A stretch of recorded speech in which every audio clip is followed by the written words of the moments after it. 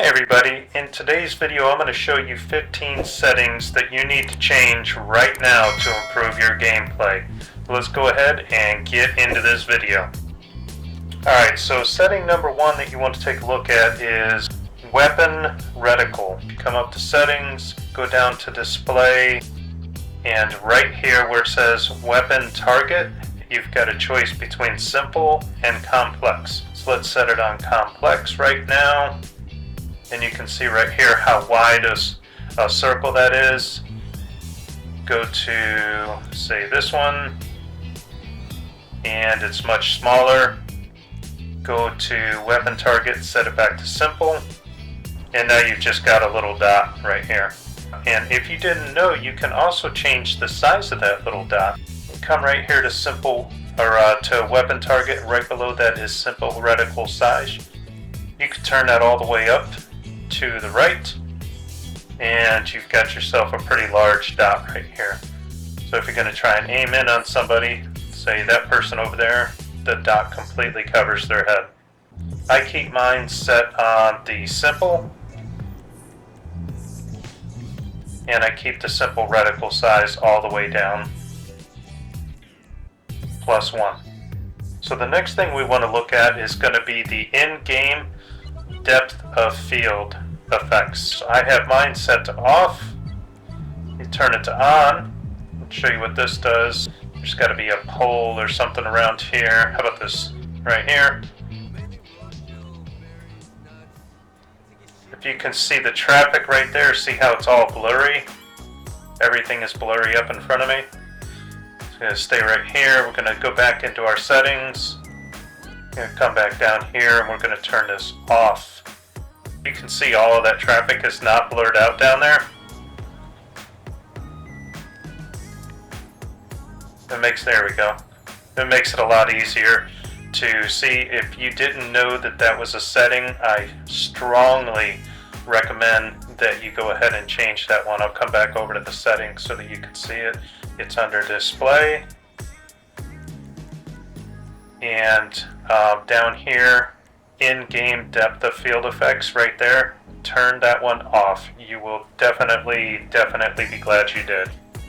Let's go ahead and talk about motion blur strength. So this one here, you want to go ahead and have this one turned all the way down. If you turn it all the way up, it's really going to grab hold of you and make you feel like you're in the game. It's going to make you feel like you're really going fast because everything on the sides is going to be whooshing past you, so to speak. If you go ahead and turn this all the way down, like I have, then you're just going to be driving. You're going to know that you're driving fast because you're driving fast, but it's not going to be all blurry on your side. It's just going to give you a little bit better view of what's going on in your peripherals. Let's come on down here to measurement system. If you didn't know that this was a thing, you can change between the metric system and the imperial system. Now here in the United States we use imperial. Pretty much just about everywhere else in the world uses metric. Now I'll show you what that one does. Let's go ahead and just pick a random place. How about the t-shirt place?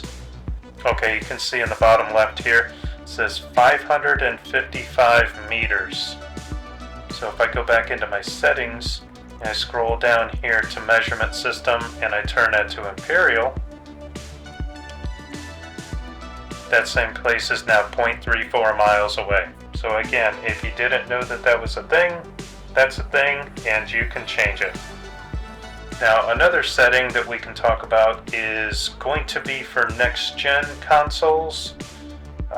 Right here is a graphics mode. You're not going to see this one on the old gen consoles, but you can change between performance RT and performance and fidelity. Fidelity, like I said, is the default. I think it operates at about 30 frames per second. It's going to look pretty decent in the game. But if you change it over to performance or performance RT is where I keep mine set. RT, of course, ray tracing. I think it's honestly going to give you the best looking clarity. I think is outstanding. So when you do upgrade to a next-gen console, go ahead and turn this over to the performance RT. Play around with the different ones and see if you can tell the difference in the game, because I definitely can. The next area I want to take a look at is going to be up in the controls. Right in here you've got sprint mode, tap to sprint or hold to sprint. This one's pretty self-explanatory. If you want to hold to sprint, you're just gonna, well, let me get out of my car. So if you're gonna go running, you just hold X and you're just running.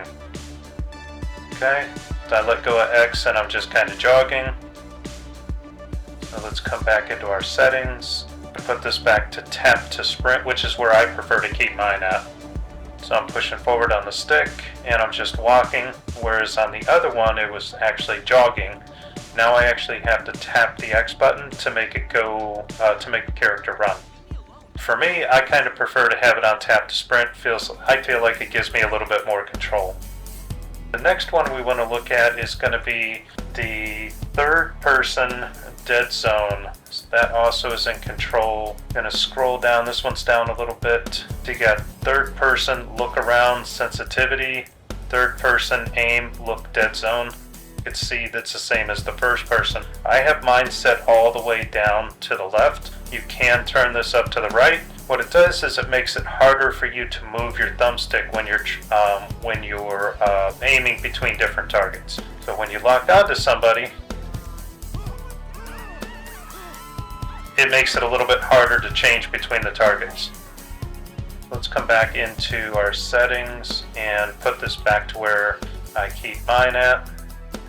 Right here. Let's go ahead and turn this all the way back down. Grabs hold of somebody, but I need multiple people. Nope, I just got him. So it's kind of a bad example because I pointed the gun at everybody and now they're all scared and they ran away. So while we're talking about that, I want to go and take a look at the targeting mode real quick. This is something that can't be changed in free roam. You actually have to go into story mode.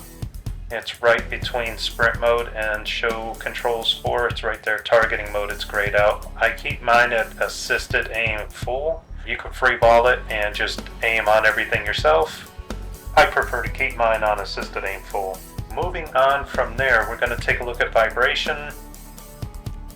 That's right here. If you have that turned on while you're driving around and you hit something, you're going to feel that in the controller. You can feel the explosions going on around you. It's a little bit more immersive in the game. But if you're doing things like PvP, that might throw you off just a little bit when you're trying to, aim and you're doing your thing there. You can turn that off if you want. You won't feel anything in your controller. It'll be just everything that you're looking at and you're just holding on to something and moving it around. I keep mine on vibration on just because I like it. I don't know, I like to be able to feel the different things around me in the game. That's something else that you can adjust if you want to. Now right below that we've got adaptive triggers. I keep mine off. I personally feel it's pretty annoying because while you're driving it just makes the trigger harder to pull. Trust me, you mess around with it if you want to, but you'll thank me later if you just keep this one off. Now, going down below here, you've got your drive-by. Where is it? There it is, drive-by control type. So you can keep it on fire, which means as soon as you aim while you're driving, it's just going to go ahead and start shooting. And if you do aim and fire, you're going to go ahead and aim on something and there's not going to be any bullets coming out until you make them come out. Okay, so here I am in the car. So I'm pushing L1 and I'm just aiming. Then I could shoot. Okay, so we're going to change that over to just fire. Down here, drive-by control type. I'm going to put that on just fire alone. And just as soon as I grab hold of the button, you're just automatically shooting. So I prefer to keep mine on aim and fire. I just like to be able to aim and then only shoot when I've got a hold of target. So go ahead and keep that one set to aim and fire, or fire, whichever one you prefer. Okay, so moving on from there, we're going to go into the camera tab. Right down here in the camera tab, we're going to take a look at our first person on foot field of view. So you can see I've got mine set all the way to the right. Take that and turn it all the way down to the left. Right here, let's go ahead and get into first person. So there's my car. Let's go ahead and go into our settings menu. Down to camera. Down to first person FOV, and I'm going to go ahead and start to turn this up to the right, and you can see I can see more and more and more on my left and right. If you want to take in as much information as you can, go ahead and keep it set up all the way to the right. Now, next to that, we're going to look at the vehicle camera height. I keep mine set on high. You can choose between low and high, so I'll set it to low so I can show you what that looks like. So there's low. Come back into the settings. Camera, vehicle camera height. Change that to low. Change it to high and low. There's high. There's low. So if you have it set to high, I feel it just gives you a better idea of what the road looks like down in front of you. You can see more of the road. You can see what's down here in front of you. Oops. Get back in the car. You go to your settings and change that to low. As you're driving, you're going to be looking just over the roof of the car. Gives you can't see downhill. See how everything is kind of blocked in front of me? I got to look up. As we're driving here, again, you can see just over top of the roof of the car. You get that set to high for your camera, for your vehicle camera height. Just gives you a better view of what's going on down the road in front of you. Alright, so the next thing we're going to look at is our combat role. So this is going to be the first person combat role. Let's go into settings. Right here, first person combat role, I keep mine off. So I'm going to turn this on so that you can see what that looks like. Aiming down here, double tap the square button. And now you're doing a combat role. That will mess with your head, I'll tell you what. Let's come back into our settings. Let's keep that thing turned off, okay? You can see we're aiming. See how I don't lose sight of the target in front of me? I can keep them in my sights. And you're definitely going to want to go ahead and keep that one like that. Alright, so while we're talking about this, let's go down to the head bobbing. So first person head bobbing is also a thing that you can turn on and off. So I'll go ahead and turn this on so you can see what that looks like. You can tell on the left and the right of the screen, really just looking forward. You can tell I'm actually running. You can see the screen bobbing up and down. Alright, so let's go ahead and turn this off. Okay. Everything nice and smooth as we're running towards the car, running down the sidewalk, everything again nice and smooth. For me, I prefer to keep that one off. It would kind of give me a headache if I'm running down the road and everything's bouncing around. Okay, and while we're looking at this first person, the last one I want to show you is going to be your first person, third person cover.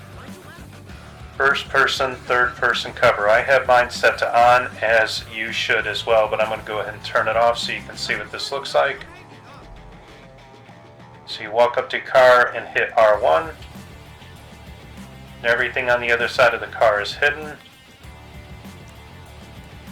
So I want to aim on those people, I jump up over the car, but then I go back down behind it.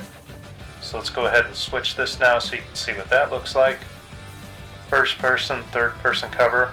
Go ahead and turn that on. Okay. You can already tell I can still see on the other side of the car.